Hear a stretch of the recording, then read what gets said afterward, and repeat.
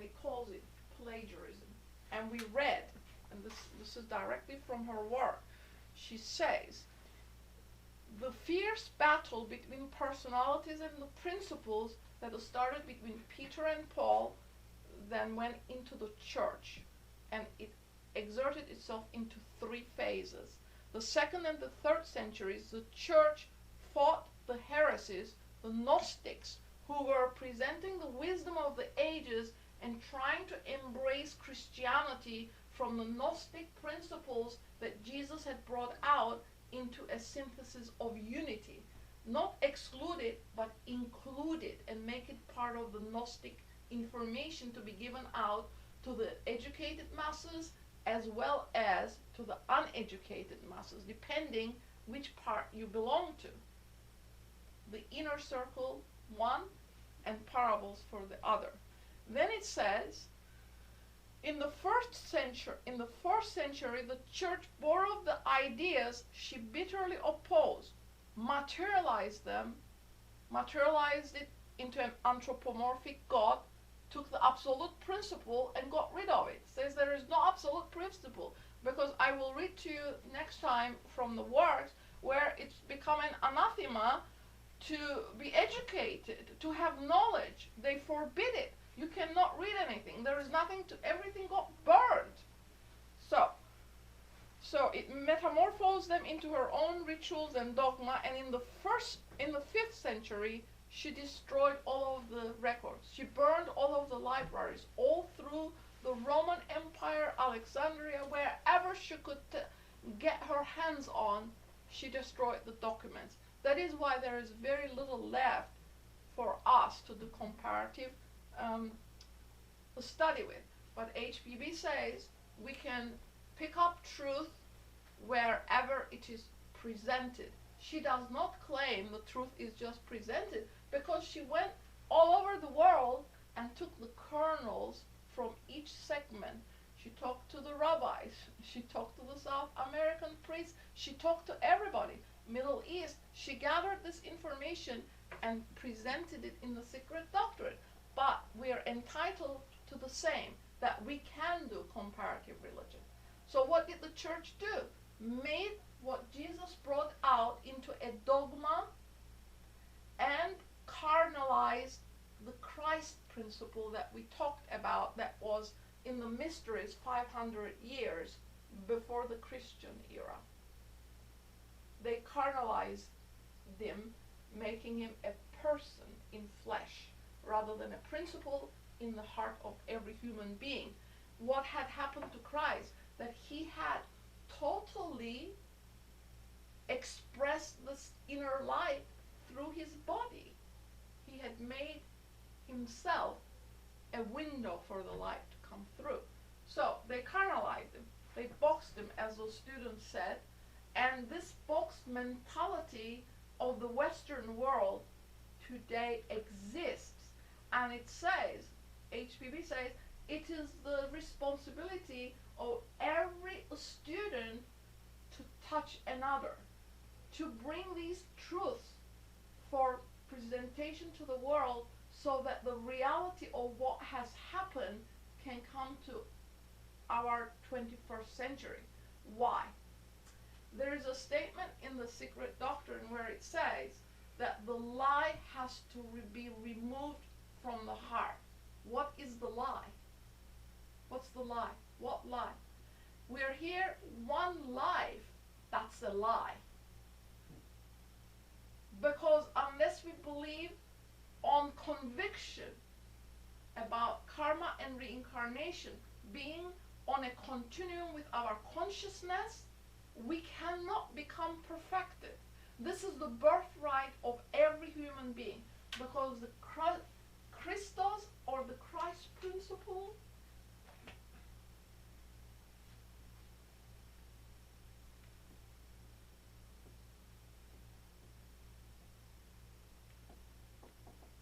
is in every heart, not just these perfected beings, but every heart.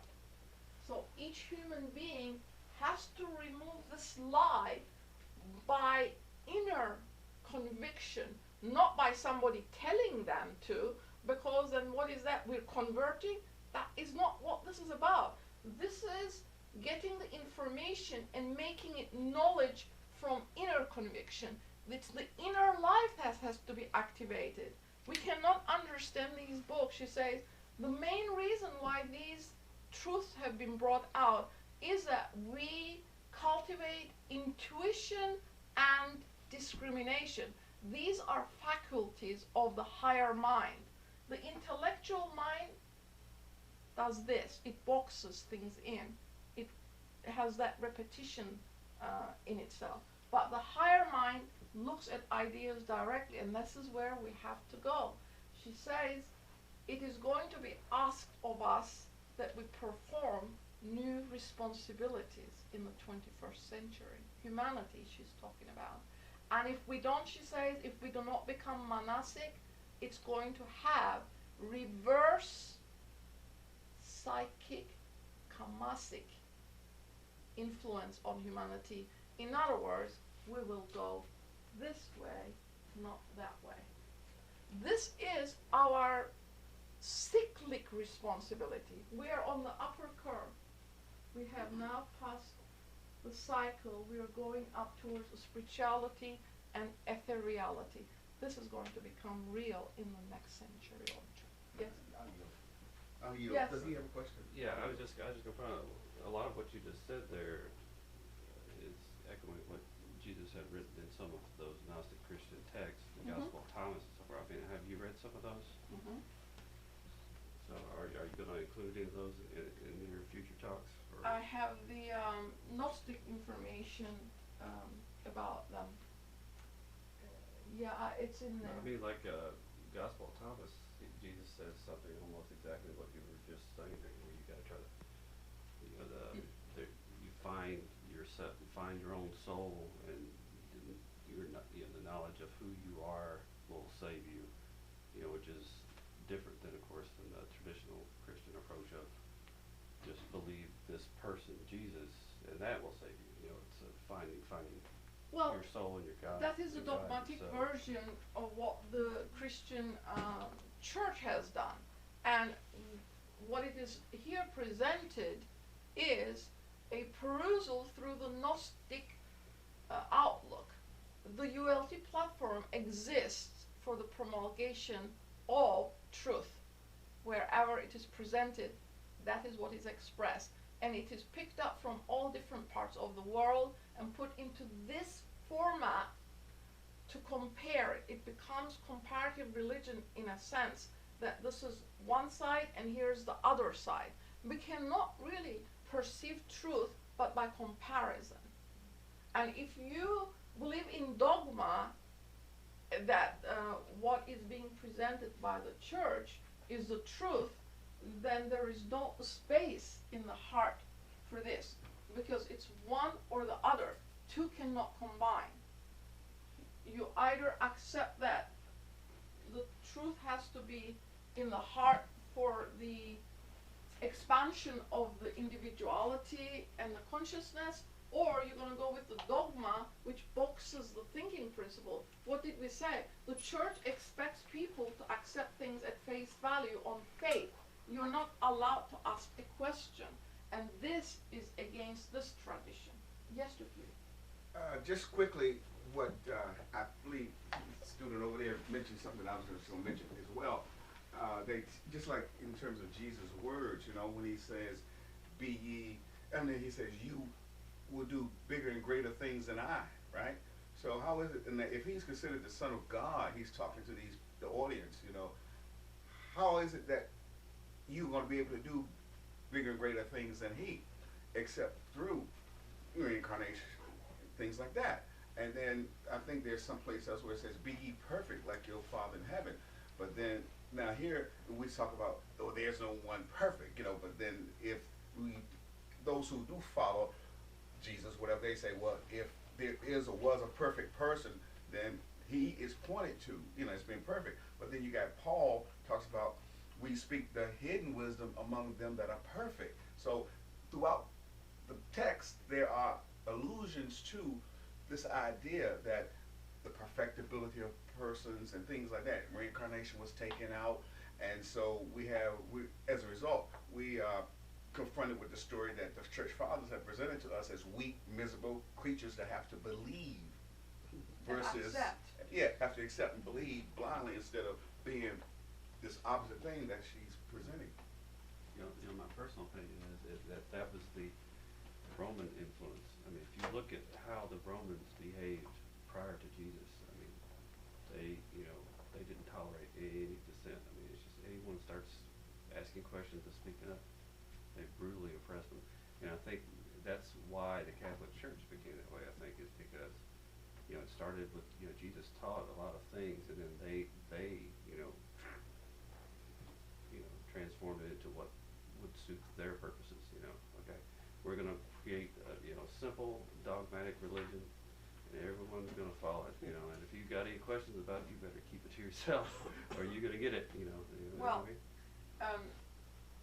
I will have to disagree with you on the first part, because in this here it says that we have to go 500 BC and bring it forward, and it discusses the Roman Empire and its leaders being so very much being philosophers themselves, and it lists all of the names, and I will pass it on next time. I didn't have time to go into it, because degradation of the Roman Empire happened as they also became less philosophical, because in this period it says all of these great beings, philosophers, existed under one Roman standard, is the word, standard, and they lived freely with freedom of speech and thought under the Roman law.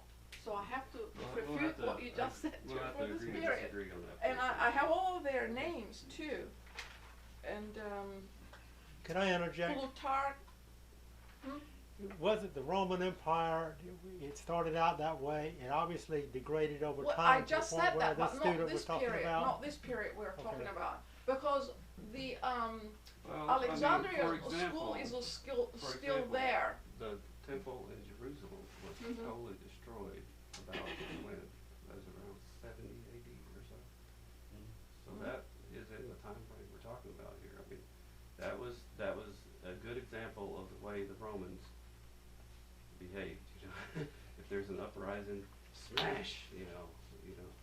So that's how they kept and crucifixions. I mean, Jesus was crucified along with But thousands of other people. did he really get crucified is what you really need to ask yourself, Well, because I that would- is I the would say Roman yes. Church's expression, because we just said that one side says he's 60 years old, the other side says he only practiced 1 year, other side says 10 years. You need to be very careful as to where you're picking your information from also. Well, I'm pretty confident that he was crucified, so I'm not going to. Well, there are Think those that- who do not believe in it or accept it, that it was just made up by the church by carnalizing him, because and this student is not here to refute anyone's knowledge or understanding or belief system, but just present it from this perspective. Sometimes you always wonder Yes. how much he was a person or a composite person of different stories, because when you look at the star writing, Apollonius of Tyana, read the book and see where the characteristics were taken. I think Oleg took the book out.